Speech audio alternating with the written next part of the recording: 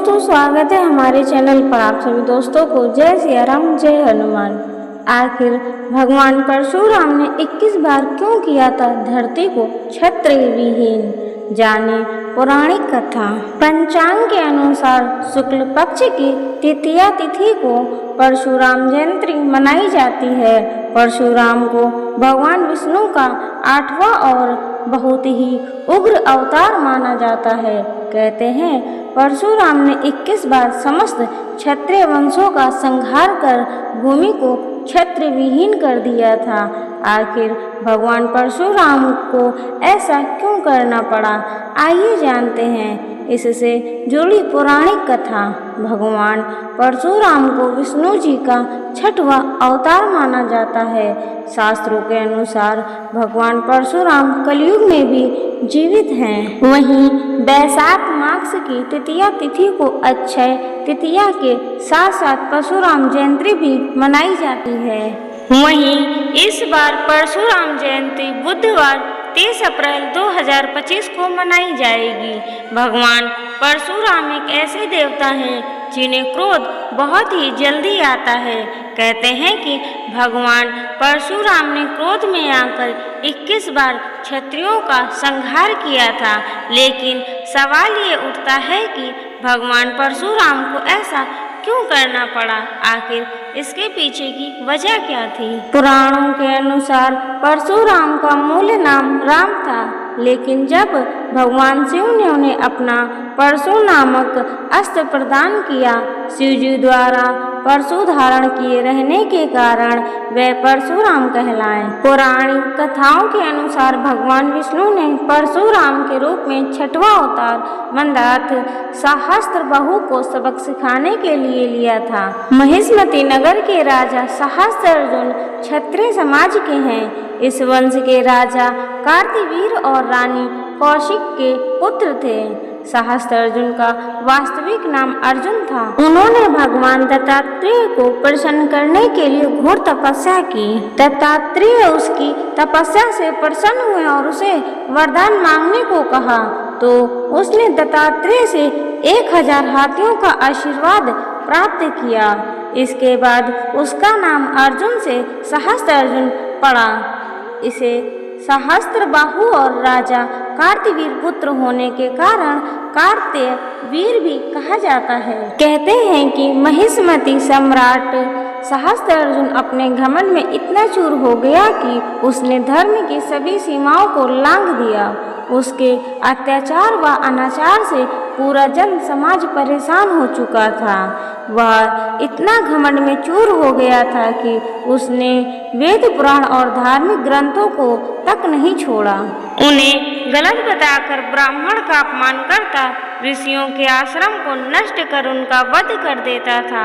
उसका अत्याचार इतना बढ़ गया कि वह अपनी खुशी और मनोरंजन के लिए अबला स्त्रियों को उठाकर उनका सत्वत्व खत्म करने लगा। एक बार सहस्त्रार्जुन अपनी पूरी सेना के साथ जंगलों से पार करता हुआ जमदग्नि ऋषि के आश्रम में विश्राम करने के लिए पहुंचा। महर्षि जमदग्नि ने सहस्त्रार्जुन को आश्रम का मेहमान समझकर स्वागत सत्कार में कोई कसर नहीं छोड़ी। कहते हैं ऋषि जमदग्नि के पास देवराज इंद्र से प्राप्त दिव्यगुणों वाली कामधेनु नामक अद्भुत गाय थी। महर्षि ने उस गाय के मदद से कुछ ही देर में देखते ही देखते पूरी सेना के लिए भोजन का प्रबंध कर दिया। कामधेनु के ऐसे विलक्षण गुणों को देखकर सहस्त्रार्जुन को ऋषि के आगे अपना राजसी सुख कम लगने लगा। उसके मन में ऐसी अद्भुत गाय को पाने की लालसा जागी। उसने ऋषि जमदग्नि से कामधेनु की मांग की।